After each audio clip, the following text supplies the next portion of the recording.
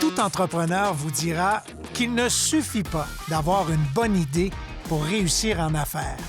Il vous faudra beaucoup de travail, de volonté, de patience, de résilience, une bonne dose de ténacité et par-dessus tout, beaucoup, voire énormément de détermination. Bienvenue à Profession Beauceron. Ici Richard Poulain. Depuis 30 ans maintenant, je vous partage mon amour pour les communications. J'adore découvrir ces belles histoires, ces belles réussites, afin de vous les partager. Permettez-moi de vous en raconter une toute nouvelle. L'un des besoins primaires de l'être humain est certainement de dormir afin de bien récupérer. La qualité de la surface sur laquelle on dépose son corps avant de se laisser bercer dans les bras de Morphée a toujours fait l'objet de recherches à petite et grande échelle afin d'améliorer son confort. Au début de l'humanité, l'humain s'est inspiré des nids d'oiseaux pour se concevoir un lit composé de feuilles et d'herbes. Quelques 200 ans avant Jésus-Christ, les Romains fabriquent leurs matelas avec du coton, dans lequel ils insèrent du crin de cheval, de la paille ainsi que de la laine. Pour leur part, les premiers matelas à ressort sont commercialisés en 1865, alors que les premiers sommiers font leur apparition à la fin du 19e siècle. Le 20e siècle permettra aux matelas de se révolutionner sans cesse avec l'invention du ressort en sachet en 1900, les matelas en latex en 1929, les lits électriques en 1953 et l'invention des matelas à mémoire de forme issus des recherches de la NASA dans les années 70. Depuis, les matelas, les sommiers et les oreillers ne cessent de s'améliorer afin de répondre aux besoins de confort, mais aussi aux particularités de chacun. La manufacture de matelas a débuté ses activités en 1995 à Notre-Dame-des-Pins, près de Saint-Georges. L'entreprise, à dimension humaine, a vu jour après que les fondateurs, Robert Boulanger et Daniel Baudry, aient décidé de se lancer à leur compte dans la fabrication de matelas. Robert précise comment le tout a débuté. Un moment donné, moi, j'ai vendu mon commerce. Puis c'est là qu'on a à jaser. On se dit, il faudrait se partir un petit shop de matelas, vendre le produit directement aux consommateurs. On en parlait à chaque fois qu'on se voyait parce qu'on était beaux-frères. Ça fait qu'on se voyait régulièrement. Puis, à fin de compte, suite à la vente de mon commerce, c'est là qu'on a vraiment mis ça en branle pour partir notre petite shop de matelas. Le réseau de contacts de Daniel, qui œuvrait déjà dans le domaine du matelas depuis 10 ans, a facilité grandement le démarrage de l'entreprise. Parce que moi, j'étais acheteur aussi quand j'ai quitté l'ancien employeur. Là. J'étais acheteur, puis j'avais tous mes contacts. Puis quand on a commencé, ça a tout dit oui tout de suite. Ça fait que ça donne un bon coup de pouce. Pas de recherche, pas de perte de temps de recherche à faire de ce côté-là pour la matière première. Puis la vente, Robert, c'était le coq, hein, c'est sûr. Mais avec le temps, je me suis mis à vendre aussi. Puis, c'était des belles années. Les deux entrepreneurs ont toujours préconisé une philosophie bien particulière dans le monde des affaires, soit celle d'être uniquement deux dans l'entreprise. Ainsi, ils s'assuraient d'être partie prenante de toutes les étapes, soit de la vente à la fabrication jusqu'au service après-vente. Le produit, on le bâtit, on l'a dans le corps, on l'a. Ça veut dire que c'était facile de servir un client comme on le souhaitait, autrement dit. Les clients aiment ça parler au patron, je pense. Puis, on était tous les deux pareils. Puis, tu sais, quand tu fabriques le matelas et tu le vends, tu sais comment il est fait, quelle sorte de fond que tu mets dedans, la grosseur du ressort, bien sûr. On sait tout ça, là. Tu sais, on compte pas de blagues, là. Parce que si tu comptes de la blague, un jour, ça va devenir contre toi parce qu'on met des garanties chez matelas, là. En 2019, après quelques années de réflexion, les deux fondateurs ont vendu les activités de l'entreprise à deux jeunes entrepreneurs beaucerons, soit Simon Gilbert et Philippe Toulouse.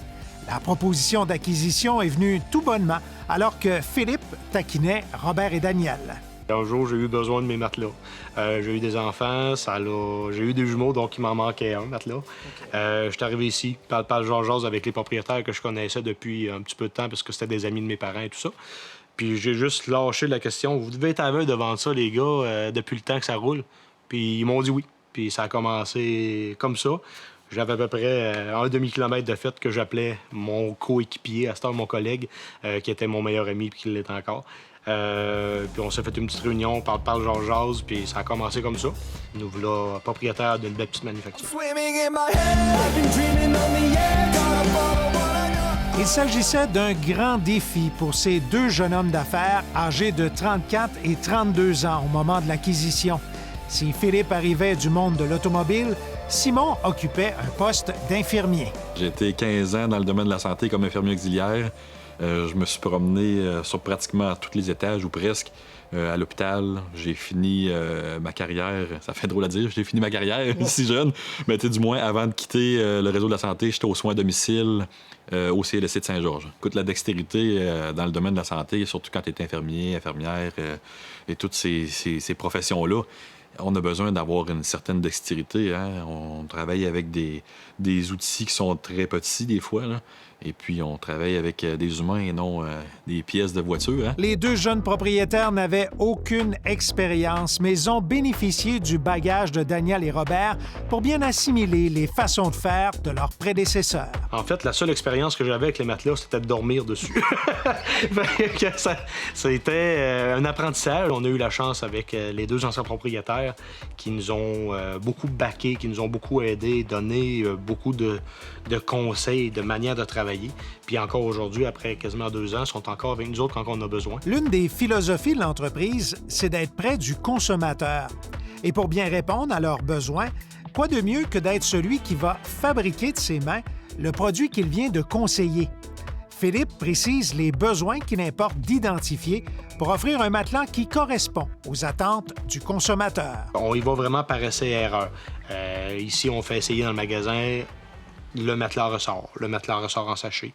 On s'informe toujours s'il y a des problèmes de dos, de l'arthrite, exemple, quelqu'un qui fait... On prend du monde, des fois, qui ont des scolioses dans le dos ou quoi que ce soit.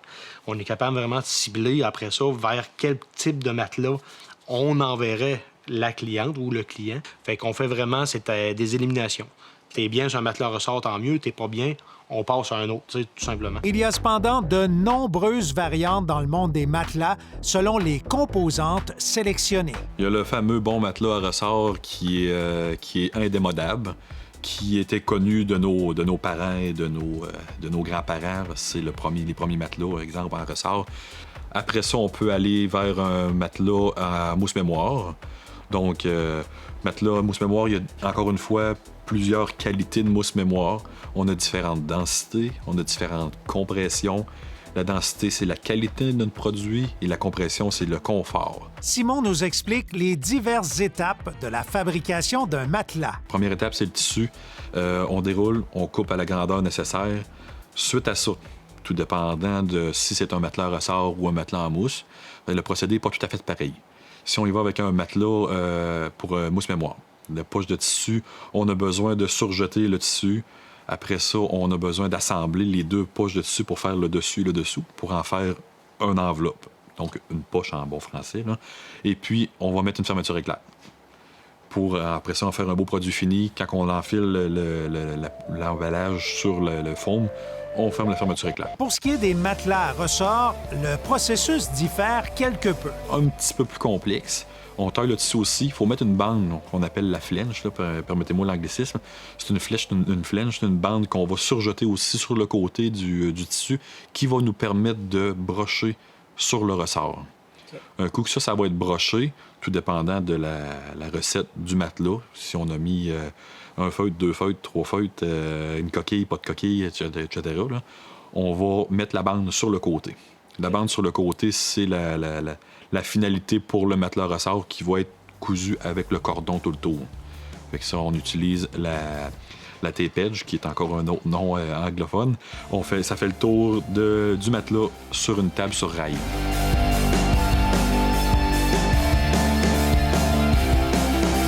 L'entreprise se démarque par la fabrication de matelas aux dimensions et formes particulières. Camions, les campeurs, les roulottes, les matelas qui vont dans des cabanes à sucre. On a fait des matelas pour chiens. On a fait même des oreillers sur mesure pour des personnes. Des matelas qui sont taillés en angle. Exemple, dans une roulotte, des fois, il faut que les portes rouvrent. Mais vu l'espace qui est réduit un petit peu, ils coupent le coin au 45. C'est des choses qu'on va faire. Au lieu de faire une couture droite, on l'a fait de côté. Des fois, on se casse la tête un petit peu plus. Mais je veux dire, on est capable de tout faire. Je prends un exemple, encore la semaine dernière, on a fait un matelas qui allait dans un camion, qui est sur le dessus, il est bien carré, mais qui descend après ça au 45 de chaque côté. Le marché de l'entreprise Beauceronne déborde largement les frontières de la région. Quand on a acheté, nous autres, on pensait que c'était plus du local. Tu sais, la Beauce, on est des personnes qui se tiennent un peu plus, on dirait. On fait beaucoup de Beauce, mais surprenamment, on a livré à Sherbrooke, on a livré à Montréal, on a livré Pont-Rouge, on a livré l'île d'Orléans, les Etchemins et Mégantic. Tu sais, on est allé un peu partout. Et on a même livré dans les maisons qui sont à Fermont, qui est à peu près le plus loin, je pense qu'on est allé livrer. Ben, en fait, on n'a pas été livré, mais je veux dire, on a fabriqué des matelas qui ont été apportés là-bas. Les jeunes entrepreneurs comptent poursuivre dans la même lignée que leurs prédécesseurs. Bien qu'ils ne connaissent pas l'avenir, pour l'instant, ils adorent ce concept de propriétaire employé, bien que celui-ci impose son lot de défis. Mais en ce moment, j'aime mieux limiter la production des matelas, puis d'offrir toujours une satisfaction, puis une longévité, comme on disait tantôt. Mais comme je dis, on ne sait jamais qu'est-ce que l'avenir nous réserve. Mais en ce moment, oui, on garde cette philosophie-là parce que, encore une fois, on a la même manière de penser que les anciens propriétaires. La formule du deux propriétaires, les deux employés, c'est bien. Pas de ressources humaines à gérer, hein? Pas de main-d'œuvre à gérer. C'est sûr que c'est facilitant.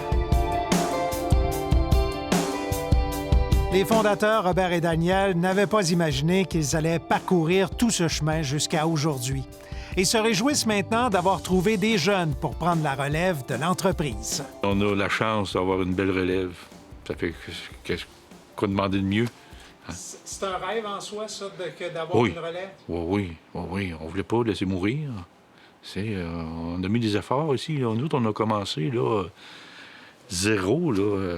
J'étais en bas de zéro. Il n'y avait pratiquement rien qui se faisait dans ce comme vente et fabrication. Je suis vraiment très heureux qu'ils continuent dans le même sens que nous autres.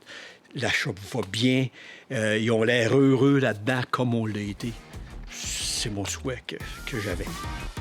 Philippe et Simon caressent un rêve tout aussi simple qu'accessible, soit que cette belle lancée se poursuive encore bien longtemps. J'espère que ça va durer comme on a eu en 2020 pendant le plus longtemps possible. On est parti sur une belle lancée, plus que jamais même. Daniel et Robert nous ont vendu cette petite manufacture-là qui fonctionne à fond de train. Sont fiers que ça fonctionne bien, ben on veut pas les décevoir. Puis on veut que ça se poursuive, que dans 10, 15 ans, que les gens passent sur le boulevard et puis qu'ils voient encore que ça fonctionne à fond de train, comme on dit. Être à l'écoute de ses clients, voilà presque un cliché dans le monde des affaires. Toutefois, cette étape est essentielle si l'on souhaite perdurer. Cet engagement prend une plus grande valeur quand la même personne conseille, fabrique et assemble le produit. Alors, le client n'est plus simplement un client. Il a maintenant un nom, mais surtout un visage. Et comme cette personne fera également le service après-vente, il préfère nettement imaginer son client avec le sourire aux lèvres. Il s'agit là d'une philosophie gagnante et surtout rassurante. Car pour chaque client, il est réconfortant de savoir que son investissement lui permettra de dormir sur ses deux oreilles.